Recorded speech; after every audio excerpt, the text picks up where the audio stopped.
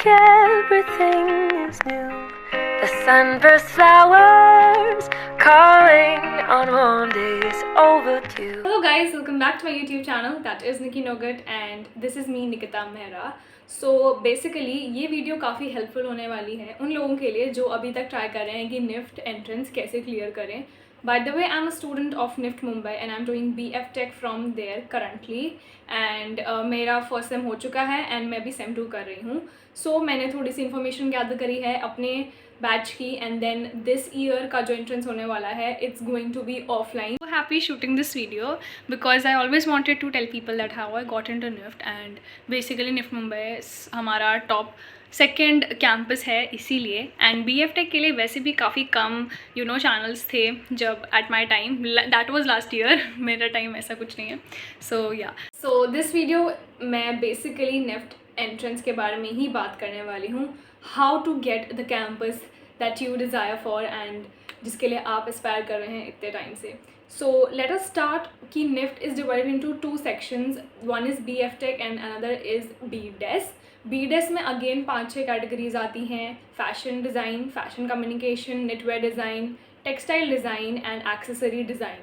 तो ये सब आपको मिलेगा according to the rank and according to the CGPA you are scoring in the foundation year. And for BF Tech basically आपके पास साइंस होनी चाहिए एंड मैथ्स होनी चाहिए. You are required with physics and maths to be very precise.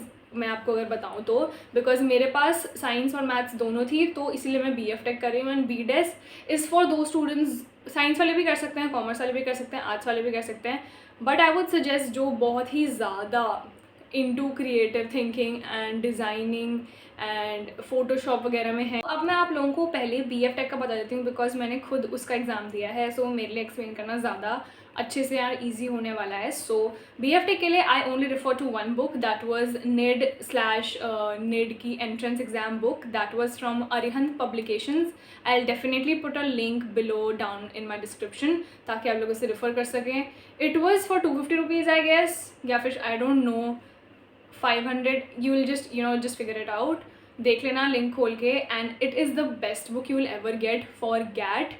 मैंने उसी से clear करा है. मैंने 10 दिन पढ़ा था along with my board exams and मेरा क्लियर हो गया था and with a very good rank. तो अब हम बात कर लेते हैं BDES के बारे में. उनके 3 एंट्रेंस एग्ज़ाम होते हैं जिसमें से CAT CAT एक है, GAT GAT दूसरा है जो कि आपका एक ही दिन में होगा. और CAT का 50% है like criteria and the margin and GAT का आपका है 30%. अगर आपका इन दोनों में ही अच्छे परसेंट आते हैं तभी आप सिचुएशन टेस्ट के लिए एलिजिबल होते हैं. तो अगर मैं आप लोगों को गैट के पेपर का कंपोजिशन बता दूं, कंपोनेंट्स बता दूं और मैं आपको पार्ट्स बता दूं कि किस किस टॉपिक से आपके क्वेश्चंस आएंगे ताकि आप उस पर अच्छे से पढ़ सकें. तो आपका फर्स्ट टॉपिक रहता है कम्युनिकेशन एबिलिटी. देन आपका रहता है quantitative ability, general knowledge and then analytic ability. तो आपके पेपर्स इसी में डिवाइड होते हैं. इंग्लिश का पोर्शन हमेशा ज़्यादा होता है बिकॉज इन फैशन इंडस्ट्री और in any field now days you need a very good communication skills. आपको इंग्लिश तो अच्छे से आनी ही चाहिए. अगर नहीं आती तो बेसिक ग्रामर वाली बुक्स पढ़नी शुरू कर दीजिए बिकॉज कम्युनिकेशन वाले में आपके 3-4 क्वेश्चंस आते हैं हमेशा सेम टाइप रहता है. सिनोनिम्स, एंटोनिम्स आएगा, फ्रेजेस आएगा, इडियम्स आएगा, पोम्स आएंगी या फिर आपका कॉम्प्रीहेंशन आ जाएगा, अनसीन पैसेज थोड़ा उसमें से आता है जो हमेशा हम अभी तक 10th तक की बेसिक इंग्लिश ही आती है, ज़्यादा कुछ नहीं आता. और अगर मैं आपकी बात करूं जनरल नॉलेज तो जनरल नॉलेज में आपको प्राइम मिनिस्टर्स एंड प्रेसिडेंट्स के नाम इसमें नहीं याद करने होते. You basically need to be aware of what is happening in the social and the cultural events of India या फिर उन फील्ड्स में क्या चल रहा है. तो आपको सारे आर्ट्स याद होने चाहिए, पेंटिंग्स पता होनी चाहिए. इंडिया की मधुबनी है, बहुत सारी पेंटिंग्स हैं. उसके बाद आपको आर्ट वर्क्स, हैंडीक्राफ्ट्स पता होने चाहिए. आपको म्यूज़िक इंस्ट्रूमेंट्स पता होने चाहिए with singers, fashion designers, brands and then you have to also mascots. कौन सी ब्रांड का कौन सा मैस्कॉट है, क्या सिंबल है. बहुत बार क्वेश्चन पेपर में ऐसा होता है सिंबल की फ़ोटो दे देंगे and then you have to name it. उसकी आपको नीचे की लाइन, कोट लाइन पता होनी चाहिए कि क्या है. तो उस चीज़ों में आपको काफ़ी ज़्यादा अपने आप को स्किल डेवलप करनी पड़ेगी. ऑब्जर्वेशन स्किल्स क्वांटिटेटिव एबिलिटी रहता है वो बेसिकली पूरा का पूरा मैथ्स का ही सेक्शन रहता है। उसमें आपका आएगा LCM HCF, फैक्टर्स, ठीक है। उसके बाद आपका ट्रेन्स वाला जो क्वेश्चन था जो हमने 11th या फिर 9th में कभी करा था। उसके बाद टाइम एंड क्लॉक वाला आपका क्वेश्चन आएगा। And then I have also written profit and loss का क्वेश्चन इज़ फॉर श्योर हमेशा आएगा।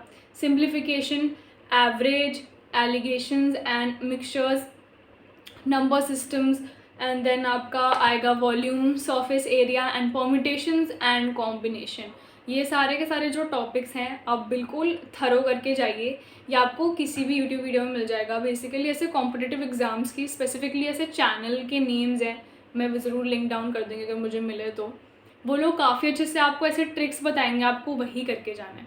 और एक दूसरा जो मैंने आपको बताया था एनालिटिक एबिलिटी, या फिर आप उसको कह सकते हैं आपका लॉजिकल रीजनिंग, उसमें आपको कोडिंग डिकोडिंग करनी आनी चाहिए। लेटर ऐसे लिखा है, ए का कोड क्या है, बी का कोड क्या है वाले जो आपके क्वेश्चंस आते हैं। उसके बाद पैटर्न्स होते हैं कि ऊपर वाला ऐसा बना है तो नीचे वाला पैटर्न कैसा होना चाहिए। ये जो मैंने आपको बुक बोली है NIFT/NID की, अरिहंत पब्लिकेशंस की एंट्रेंस की, वो आप ज़रूर लीजिए। उसमें आपको सैम्पल पेपर्स मिल जाएंगे, उसमें आपको पता चलेगा किस किस टाइप के क्वेश्चंस कब कब पूछे जाते हैं। तो आपका निफ्ट क्लियर हो जाएगा एंट्रेंस। तो उसके बाद आपको 2 रैंक्स मिलेंगे, एक होता है कॉमन मेरिट रैंक एंड दूसरा इज़ कैटेगरी रैंक। तो जब आपका कैटेगरी रैंक होगा, आप जिस कैटेगरी में बिलोंग करते हैं, like I am from general category, जो OBC से होगा, ST से होगा, SC से होगा, उनके रैंक अलग अलग मिलते हैं। और बेसिकली उन लोगों का एडमिशन रैंक से ही होता है जो जनरल नहीं होते। उनके अलावा जितनी भी कास्ट हैं और कैटेगरीज़ हैं, उनका एडमिशन उनके वो वाले रैंक से ही होता है। आप लोगों को बता रही थी कि अगर आपका रैंक आपको टॉप 5 कैंपसेस चाहिए तो डेफिनेटली प्लीज़ ट्राई करना कि आपका रैंक 200 से अंडर आए।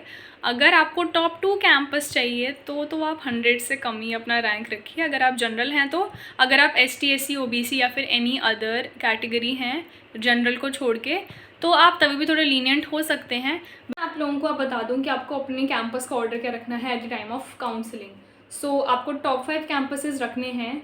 फर्स्ट आपका दिल्ली रहेगा, सेकंड आपका मुंबई रहेगा, थर्ड आपका बैंगलोर रहेगा, फोर्थ आपका रहेगा चेन्नई या फिर गांधीनगर, एंड फिफ्थ आपका बेसिकली लोग बोलते हैं कानपुर अच्छा है, नहीं तो पीपल से Patna is much better than Hyderabad and then Kolkata. तो ये आपके ऊपर भी डिपेंड करता है। If you live in Kolkata, मैं बोलूँगी वहीं का कैंपस लो अगर आपको नहीं मिलता है बाकी कैंपस, बिकॉज निफ्ट की ऑलरेडी ही फ़ीस बहुत ज़्यादा है। उसके बाद हॉस्टल एड्स अप, एंड अगर आप लोगों को निफ्ट का हॉस्टल या फिर निफ्ट के कैंपसेस की फ़ीस के बारे में जानना है तो you can definitely go and visit their original site, official site पे जाना। अभी तक मुझे निफ्ट के एंट्रेंस में से जो जो चीज़ें इंपॉर्टेंट लगी मैंने आप लोगों को बता दिया। मैंने आपको पेपर्स बता दिए कौन कौन से होते हैं, मैंने आपको ये बता दिया उनका कंपोजिशन क्या रहेगा। उसके बाद मैंने आपको टॉप कैंपसेस भी बता दिए हैं। मैंने आपको थोड़ा बहुत अपना एक्सपीरियंस बता दिया कि कौन सा क्या आगे रखना है। जो इसके बाद if you want to see more of निफ्ट मुंबई तो आप मेरे चैनल में ज़रूर जाइए। I will also give you my Instagram handle, वहाँ पर कोई भी क्वेरीज़ हैं मुझे प्लीज़ बताइए, I will be glad to respond. और बस यही था। So if you have enjoyed watching my video, do not forget to like, share and subscribe to my YouTube channel and hit the like button if you want me to create more videos for you guys. Yeah, so that is it and bye bye and thanks for watching. Call it spring, like